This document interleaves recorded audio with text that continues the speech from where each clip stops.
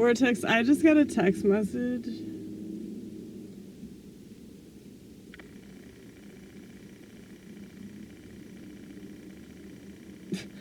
Have you ever gotten a text message? I just got a text message? Oh my god! It said that I would be a good restaurant manager at Zaxby's, which is really weird. I used to work at Zaxby's a long time ago. Actually, like when I first got sober. Well, actually, I shouldn't say that because I've been sober a number of times. When I got sober the last time, like hopefully the last time that I have to get sober. And this job was actually really amazing because I hated it at first, but it really humbled me. And I didn't like the people I worked with. I felt totally out of place, but I just stuck it out because it was a job. And I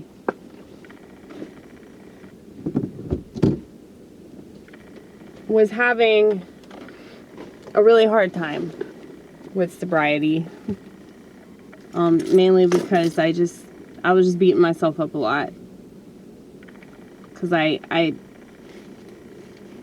had some brief success and I nuked the fuck out of it in like literally a month. So I was sober for like 4 months, and then I started drinking again, and within exactly 30 days, I completely fucked up my life. It was actually kind of impressive. And the reason why I know it was exactly 30 days was because, like, my friend got married and alcohol was literally being pushed in my face and I didn't drink it. But I was obviously really uncomfortable. And I was with this guy at the time. I wasn't with him like in a romantic relationship, but we were friends. And he could tell that I was really off. And he was like, let's go. Let's go. Let's leave.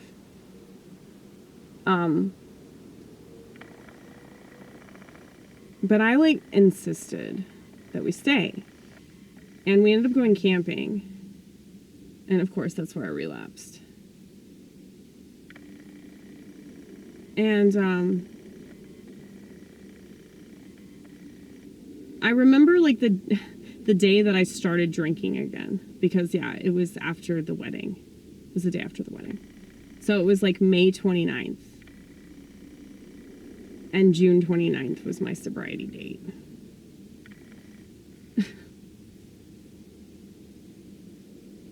And my mother remembers that better than I do.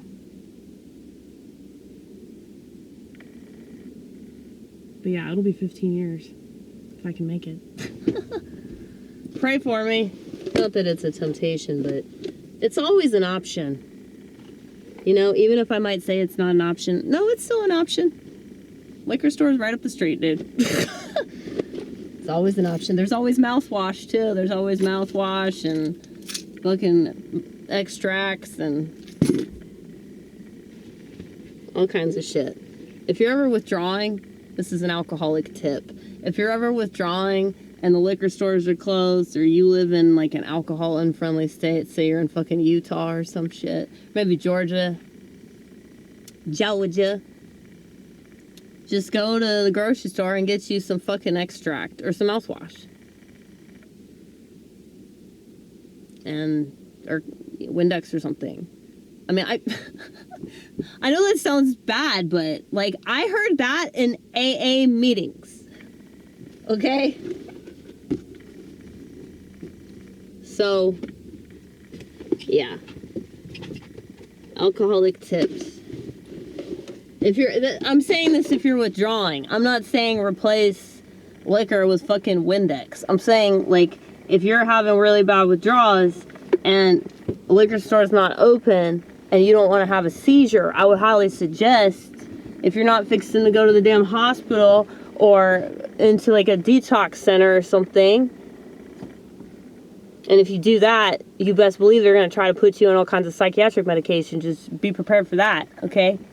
That's why that's not how we got sober. We white knuckled that shit because we weren't getting on fucking antidepressants again. But yeah, if you're withdrawing, like, there are options, okay? And yeah, they're unconventional and probably a little bit dangerous, but I mean, you're already playing Russian roulette with your life anyway. So, drastic times call for drastic measures involving windex. And windex isn't just to clean glass. So, know that there's a lot that can be done with it. I've never actually drank windex, but I did drink a fuck ton of extracts because I couldn't stop shaking. And I remember that my mom had a bunch of extracts. So I took them all back to back, like I chugged them all, and then threw up in the sink. But I stopped shaking. So success. Thank you. Alcoholics Anonymous. But seriously though, it's crazy because the whole time that I was going to meetings, like I was going to like 3 meetings a day.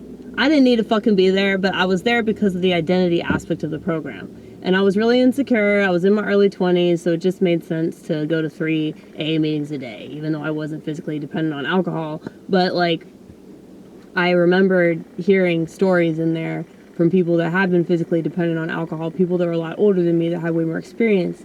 And I just remember those stories of, like, this is how I deal with withdrawals, and this is how I detoxed, or whatever the fuck. And so, like, I was always really receptive. And I'm so grateful for that shit because white knuckling it is so much cooler than paying 10 grand and being put on medication, okay? So, it's very possible to DIY stuff. It's just that people don't know what they're doing. But that's why you gotta listen to people that do know what they're doing. And I would say that alcoholics and drug addicts probably know what they're doing a lot more than anybody else.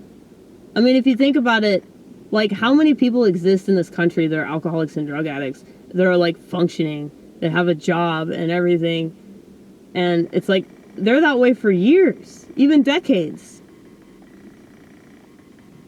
I'm not advocating for that, I'm just saying that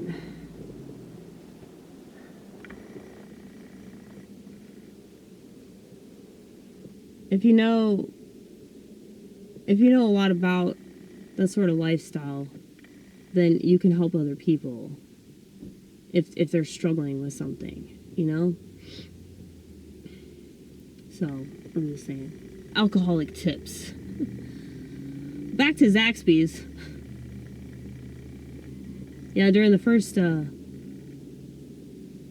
months of my sobriety, like, I worked there. And I just remember, like, in the beginning, it was so hard. And it got easier. And then once I hit around 90 days, like, I remember that relief. And I went on this bike ride, and I was really fucking stoned. And I remember talking to God and asking God to take away my desire to drink, and He did.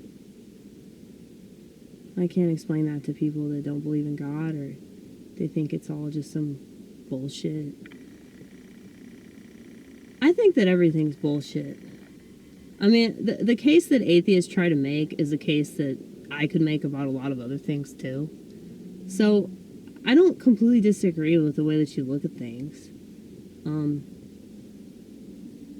But if you're gonna say that God's the conspiracy, I think that you're really missing, like, how the world works. I mean, the reason I don't think that God is a conspiracy is because it's supposed to be personal. I would say that the biggest conspiratorial factor about God isn't just religion, because you can have your own personal religion. You can have your own, like I have my faith in God, like, that I've always had. But I also have, like, my own relationship with Jesus and my own, you know, relationship with the saints and, like, my own relationship with the scripture. And, you know, like, yesterday I went and hung out at my church, and I just couldn't wait to see my Sky friends, you know? Like, I couldn't wait to kiss the icons and say hi to them and everything. And I mean, that is fucking schizophrenic, dude. Like, by definition. You talking to pictures, you know, yeah, like, that's what people are being trained to do, though, with social media.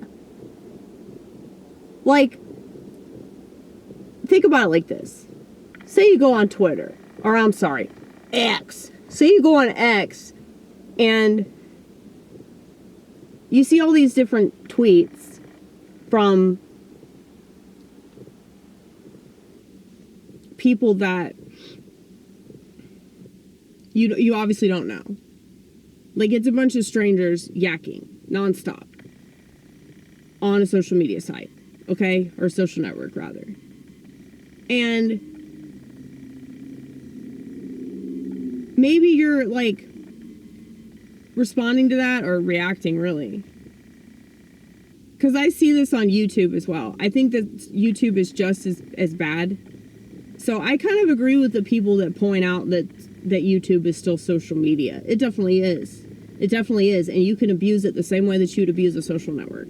So you can say all day, well, I'm not on this or that. But I'm on YouTube because I'm a vlogger. And I'm putting stuff on my own personal channel that's a representation of my beliefs. It's a representation of my lifestyle. It's a representation of my art and my faith in God. All of that. Okay? It all goes together. I'm not on YouTube so I can watch a bunch of content mindlessly and scroll. I mean, I don't have a smartphone either. Most of you already know that. But I don't use it as a distraction. I don't want to use it as a distraction. I don't even think I can be distracted to save my life. I wish I could. But, like, I don't like to comment for the most part. Every once in a while I'll leave a comment. I typically regret it when I do. But it's not a hateful thing. I haven't left a hateful comment in years. Because it's just not something I want to do anymore. There's already enough hateful comments on the internet. I'm not going to add to that bullshit. People can accuse me of being hateful in my videos. This is my art, motherfucker. You can kiss my ass. I can say whatever the hell I want. Thanks for playing. Bye-bye. Bye-bye. But, yeah, like, I noticed that there were some people on my YouTube channel that were arguing back and forth. Because I saw that I had 27 comments on one video. And I was like, that's weird. Because I don't remember getting 27 comments on one video. And then I noticed that all these people were just arguing. But it was all because I'm talking about God. I mean, I guess that's kind of cool that, like, I started a conversation between two total strangers and they ended up kissing and making up. So that's cool. That's really cool when you see that on the internet. But I don't know. I was just thinking about, like, Twitter and, like, how, what is that, like, the feed or whatever? Or, like, how people will send a tweet and then, like, they'll have a discussion on it and stuff. And, like, sometimes it can be constructive, but most of the time it's not. And, like, people are just screaming at each other. Well, in relation to schizophrenia, it's like, if you think about it, if you're not engaging on that site in a way that's, like, the way that everybody else is being trained to, then, yeah, like, all that stuff is just going to be in your head. And so, like, oftentimes, you know, people will leave a mean comment. And I won't respond to it. Because, you know, Jesus was silent when he was being accused. And, I mean, it doesn't matter what they have to say. You know, they don't like it, they don't like it. And they're allowed to not like it.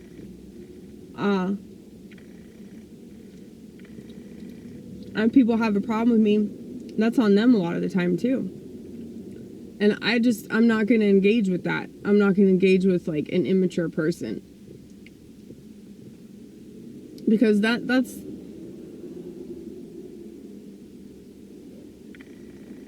none of my business, really. What other people think of me is none of my business.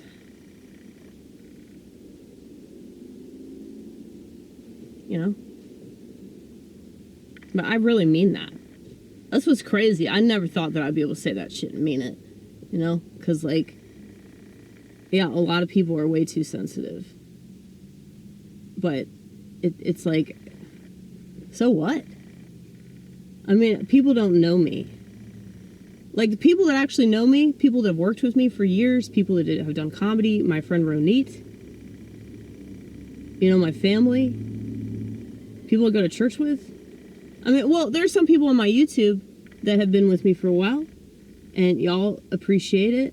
Y'all appreciate the realness. Y'all appreciate the obvious humility, okay?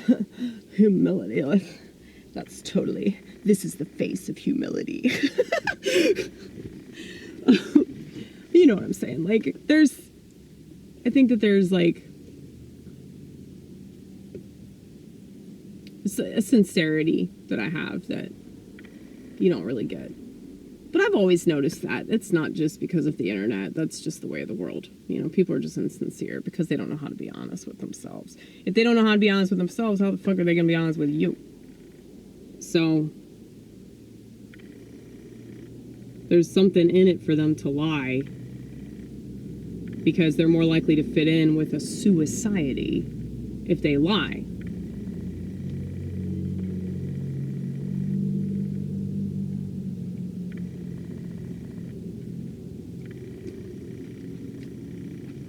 But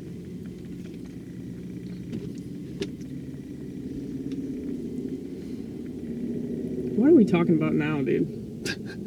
We started off with Zaxby's.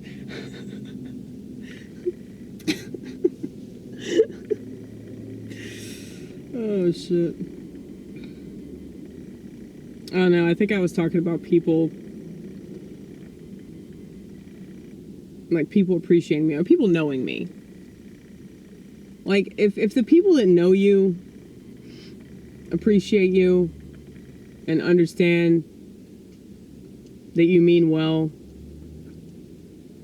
then it really doesn't matter what some passerby has to say, because they're a stranger.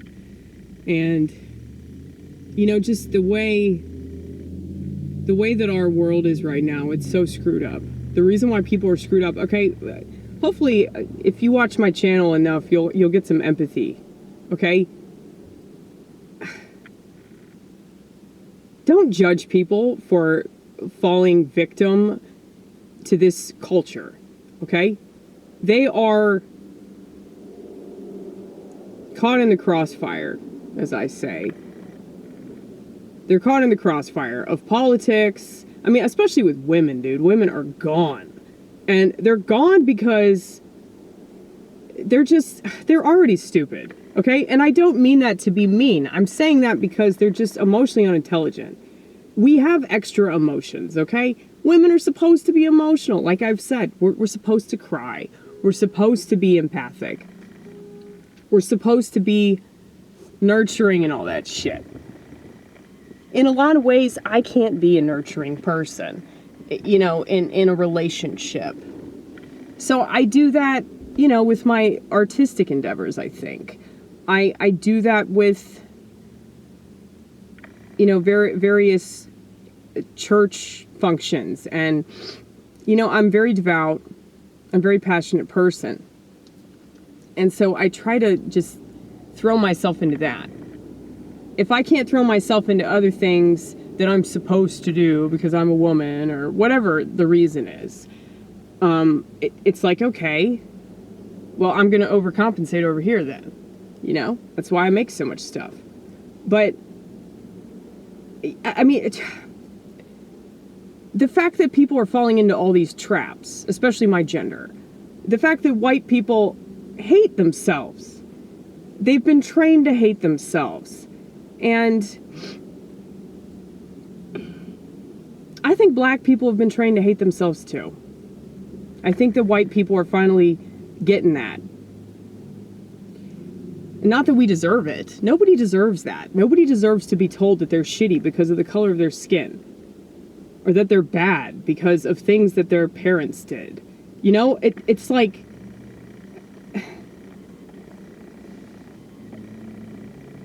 this is the world, though. This is the world. And if you can handle the world, if you know what the world is, you know what the world does, chews you up, spits you out. Then you chew it up and spit it out right back.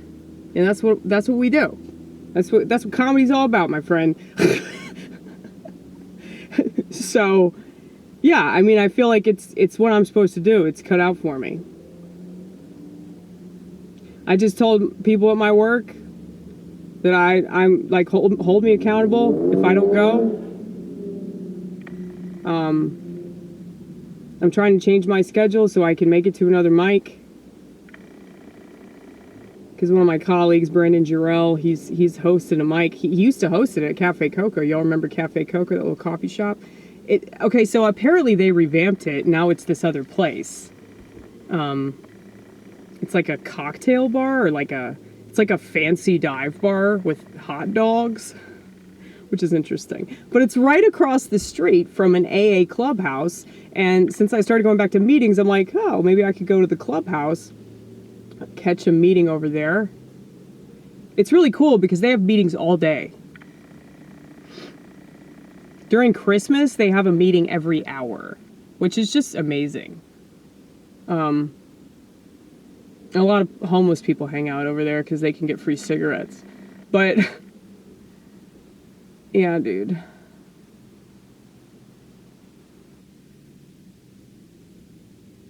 Anyway, I think I was trying to make a point about, like, how this world, like the way that things are set up right now with the internet and with phones and everything, like, this is not how we are supposed to function. The reason why there are all these crazy people is because this is a completely dysfunctional society, dude. So, have compassion on these people and be grateful that you are not in the place where they are, mentally and psychologically, okay?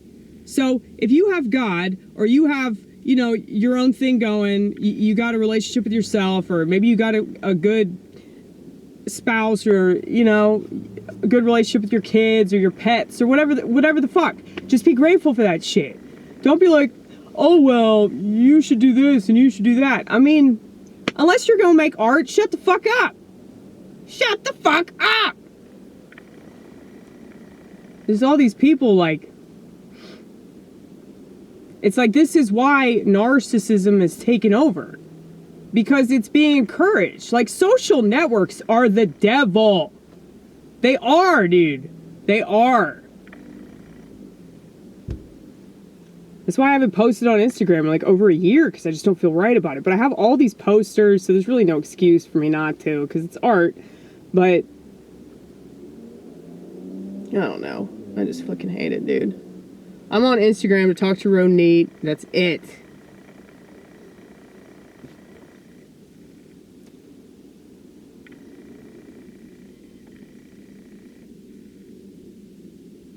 I don't know, though.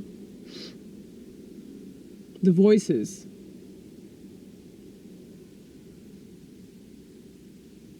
It's like, if you think about all these different influences from the world, like, how can social media not be the devil's work? Because it's literally putting all of these voices in people's heads. There are so many different ways to be negatively influenced. And I know that there are positive influences too. You don't have to tell me that. There are some good people online, even on X. But it's like, in order to find the good stuff, it's like you gotta sift through all the shit.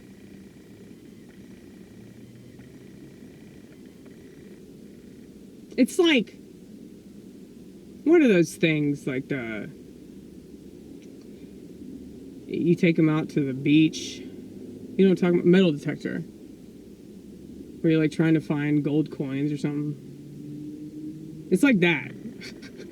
Like, social media is like a beach full of shitty sand, and every once in a while you'll find a gold coin, because the algorithm happens to point you in my direction, okay? But yeah, it's just nothing but dirt. It's nothing but seaweed and I don't know, man. I just feel sorry for society. I really do. Because they're literally choosing to be mentally ill. Which is why somebody like me could point that out and be like, nope, that's gonna make you guys crazy. You know?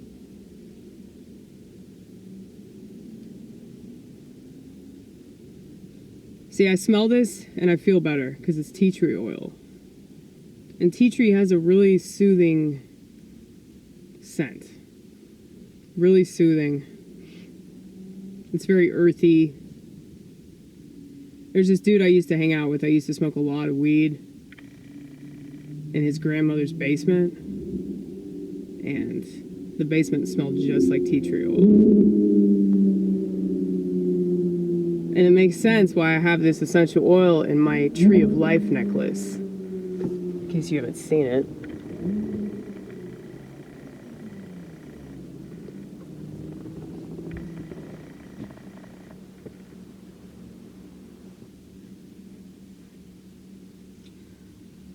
Oh, anyway, Zaxby's. Should I respond? Should I respond? Should I be a manager at Zaxby's?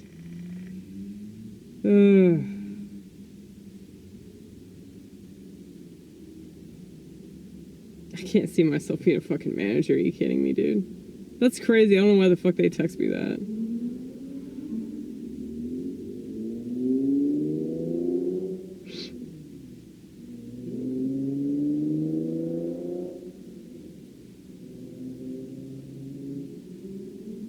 I don't know. I guess if they have benefits, it seems like it would be smart to do something like that, right? Can you imagine me being a fucking manager? A woman? A woman with authority? I don't think I'd let it get to my head, but like, you have to have good customer service skills for that shit. And I mean, I can talk to people, don't get me wrong, but it's like with something like that, you have to be of a particular mindset, you know? And I just don't think I have that.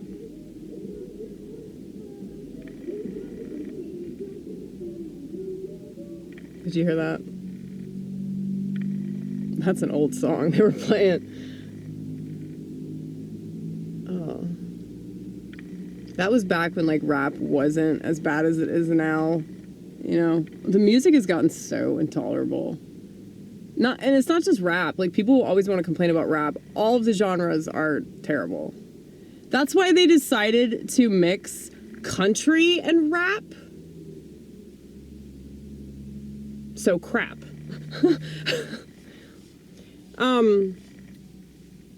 Yeah, the two most, like, overly, like, commercialized stereotypical genres. So rap would be stereotypical blacks and country's stereotypical whites. And now they, like, morphed and had this baby that should have been aborted. But instead they're making really terrible music that's even worse than the terrible music that's already out now. It's even worse than dubstep. And I didn't even think that was fucking possible.